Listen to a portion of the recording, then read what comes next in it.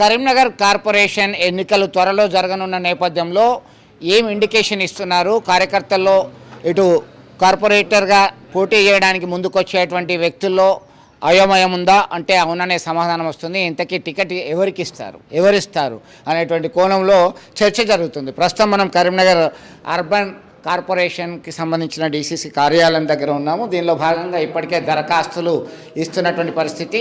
ఆ దరఖాస్తులు వివిధ డివిజన్లు, కరీంనగర్ కార్పొరేషన్ పరిధిలో 66 డివిజన్లు ఉన్నాయి. 66 డివిజన్లకు గాను దానికి సంబంధించి ఒక్కో డివిజన్ నుంచి 3-4 అభ్యర్థులు పోటీ పడుతున్నారు. నిన్న కరీంనగర్ లోక్సభ పరిధిలో సైతం ఒక బలమైన చర్చ జరిగినటువంటి నేపథ్యంలో అసలు ఎవరు టికెట్ ఇస్తారు? ఎందుకంటే కొన్ని పార్టీల్లో ప్రజాస్వామ్యబద్ధంగా ఏ రాజకీయ పార్టీలో ఉన్నప్పటికీ ఇతర పార్టీలోకి చేరడం అనేది చాలా సహజము. ఇప్పుడు అధికారంలో ఉన్నటువంటి పార్టీలో జాయిన్ కావడానికి మీరు రండి, మా పార్టీలో నేను టికెట్ ఇస్తాను అని కొంతమందిని చేర్చినట్టుగా వచ్చినటువంటి వార్తల నేపథ్యంలో సమావేశమైనటువంటి ఇద్దరు మంత్రుల ముందటనే వర్గ విభేదాలు మరొకసారి గుప్పుమన్నాయి.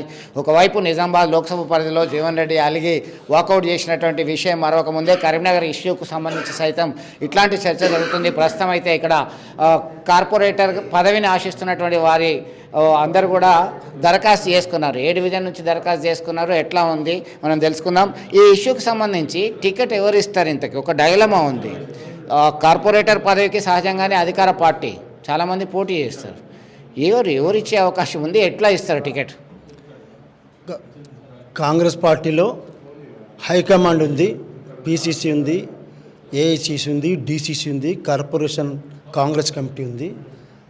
ఆశావాహుల నుంచి అప్లికేషన్స్ రిసీవ్ చేసుకోవడం జరుగుతుంది.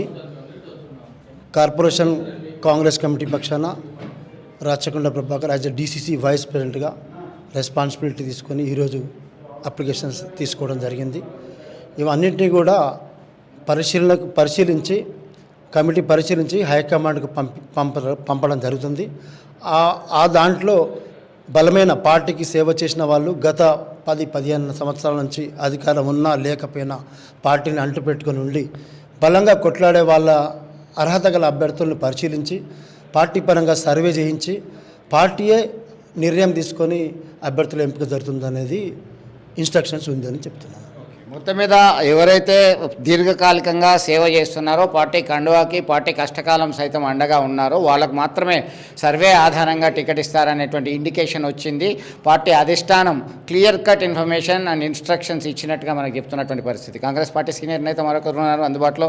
ఎట్లా చూడొచ్చు, చాలా 66 డివిజన్లు ఉన్నాయి. 66 డివిజన్లలో కూడా పోటీ పడుతున్నటువంటి నేపథ్యంలో నాకు వస్తుందని అంటున్నారు.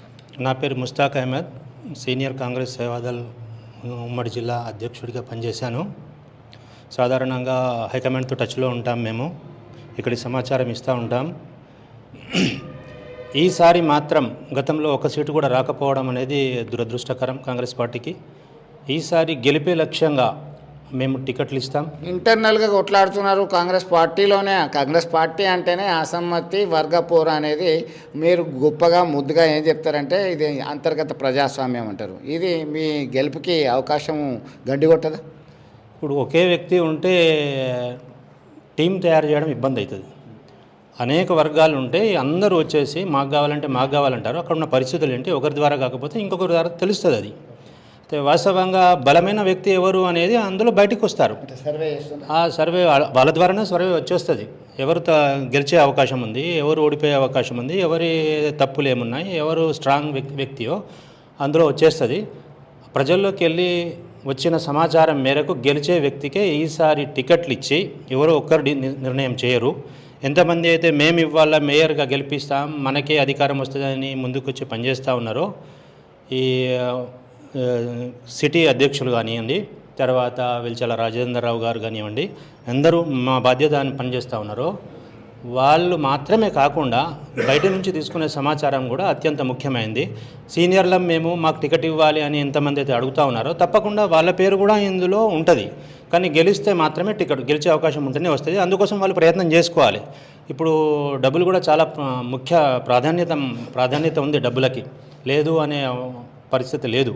అందరినీ కలుపుకొని ఎవరు గెలుస్తారో వాళ్ళకి టికెట్ వస్తుంది. ఎవ్వరు బాధపడాల్సిన అవసరం లేదు. ఆ దిశగానే అడుగులు పడుతున్నాయి. ఏ మాత్రం తప్పుడు అడుగు పడతలేదు. ఎవ్వరు బాధపడాల్సిన అవసరం లేదు. అధికారం మాకు లేదు, మమ్మల్ని అడగకుండా పని చేస్తలేరు అని కొంతమంది చెప్తున్నారు. అది వాస్తవం కాదు.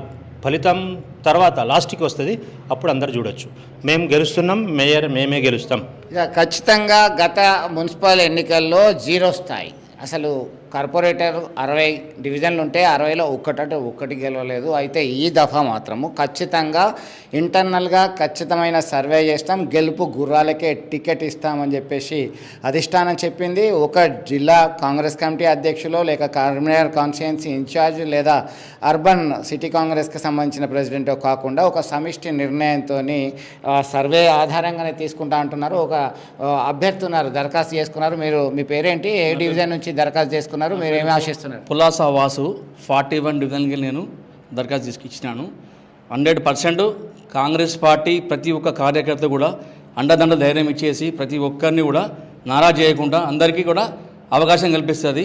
మేయర్ స్థానం కూడా 100% మాదే ఉంటుంది. అంటే మీకు కాంగ్రెస్ పార్టీ 41 డివిజన్ నుంచి మీకు టికెట్ ఎందుకు ఇవ్వాలని కాంగ్రెస్ వాళ్ళు అడిగితే మీరేం చెప్తారు? ఇన్నేళ్ళ పనిచేయబట్టి దాదాపుగా 20 ఏళ్ళ నుంచి 25 ఏళ్ళు పనిచేస్తున్నాం. 25 ఏళ్ళకి వెళ్ళి కాంగ్రెస్ పార్టీని నమ్ముకొని ఉన్నాం. కాంగ్రెస్ పార్టీ ప్రతి ఒక్క కార్యకర్త కూడా అండదండ ఉండదని చెప్పి నేను మనస్ఫూర్తిగా అంటే కాంగ్రెస్ ఒక అధిష్టానం సైతం నిర్ణయం తీసుకుంది నిన్న జరిగినటువంటి సమావేశంలో. చాలామంది దరఖాస్తు చేసుకుంటారు. ఇది రైట్, పొలిటికల్ రైట్, రాజకీయ హక్కులో భాగంగా పోటీ చేసే హక్కు ఉంటుంది. కాబట్టి మేము సర్వే ఆధారంగా టికెట్లు ఇస్తామని అంటున్నారు. మీరు ఎట్లా చూస్తారు? ఖచ్చితంగా ఎవరు కానీ గెలవని వాళ్ళకు కూడా అండదండలు ఇచ్చి గెలిపించే ప్రయత్నమే ఇస్తుంది కాంగ్రెస్ పార్టీ. ప్రతి ఒక్కరి లోపల కూడా ధైర్యం ఉన్నది. మేము గెలుస్తాం, మేము సాధించుకుంటాం అనన్న ధైర్యం ప్రతి ఒక్కరి లోపల నిలిచిపోయింది. ఇంకా దానివల్ల మొత్తం మీద మంత్రుల సమక్షంలో వర్గ పోరు అనేది ఒక్కసారిగా గుప్పు మన్నప్పటికీ కరీంనగర్ కార్పొరేషన్కి సంబంధించి, అలాగే ఇతర ప్రాంతాలకు సంబంధించి ఏది ఉన్నా, ఏ సమస్య ఉన్నా ఎవరికి వారు టికెట్లు ఇస్తామని ప్రకటించడం సరి అయింది కాదు. ఖచ్చితంగా ఒక సమిష్టి నిర్ణయం ఆధారంగా సర్వే చేసిన తర్వాత ఆస్పిరెంట్స్ చాలామంది ఉంటారు. 66 టికెట్లు మాత్రమే, బీఫామ్స్ మాత్రమే అధికారికంగా ఇచ్చే అవకాశం కాంగ్రెస్ పార్టీ కాదు, ఏ పార్టీలోనైనా ఉంటుంది. కాబట్టి ఖచ్చితంగా సర్వే ఆధారంగా టికెట్లు ఇస్తాం, గెలుపు గుర్రాలకి టికెట్లు ఇచ్చి గెలిపించుకుంటాం, ఈసారి సత్తా చాటుతాం అనేటువంటి ప్లాన్తో ముందుకెళ్తున్నటువంటి పరిస్థితి మనం గమనించవచ్చు. చూద్దాము, లెట్స్ వెయిట్ అండ్ సీ. ఎన్నికల తర్వాత ఏ పార్టీకి ఎన్ని వస్తాయి, ఎవరు అధికారంలోకి వచ్చారు అనేటువంటిది వేచి చూడాల్సిందే. వీడియో జర్నలిస్ట్ సుమంత్తో కలిసి చంద్రశేఖర్, RTV, కరీంనగర్ నుండి. Thank you. అసలైన తొలి వెలుగు. ఫాలో వాట్సాప్ @తొలి వెలుగు official.